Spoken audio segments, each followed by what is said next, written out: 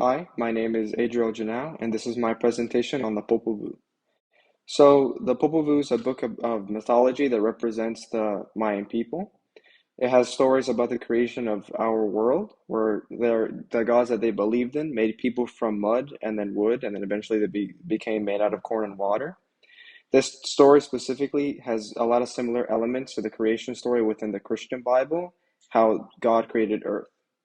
There's also a lot of stories that relate to Greek mythology, where heroes in both these stories slay monsters and save people or family members from danger. So a lot of symbols and themes can be learned from this book of the Popol Vuh. My favorite story was the creation story at the beginning of the book, because it shares a lot of similarities with the Christian creation story. In the Popol Vuh, the beginning gods of creation and the forefathers wanted some sort of man and earth to appear, and that's what they did immediately. The gods would create heaven and dawn and light, just like God in the Christian Bible would, and they would eventually raise earth from water and put mountains on the earth to allow water to flow for the people. My favorite part of the story, though, is the creation of animals and eventually first humans.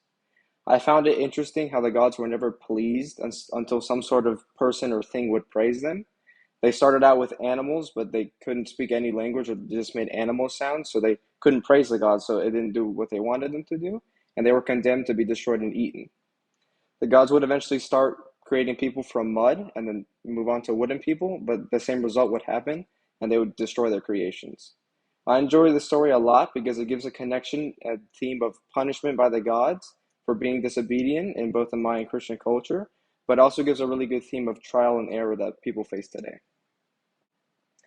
I found that the Popol Vuh was not very difficult to read or understand. The wording used within the English translation is similar to modern English, so it's pretty easy to understand and comprehend compared to other books.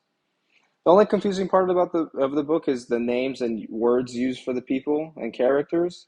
The names are sometimes long and really hard to pronounce in their language, so it eventually became difficult to know which character or person would be referenced because of the names used. I believe with enough effort, though, I could understand the Popol Vuh without watching the documentary before.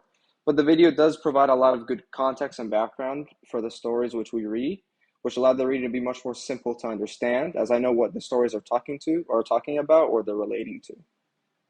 I completely believe that the Popol Vuh can be applied and related to our modern day today.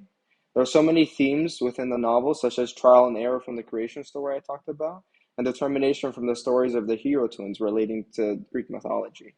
The fact that many people within our day today have read or are currently reading the Popol Vuh proves that it relates to our world today and can be applied to so many different things within our lives.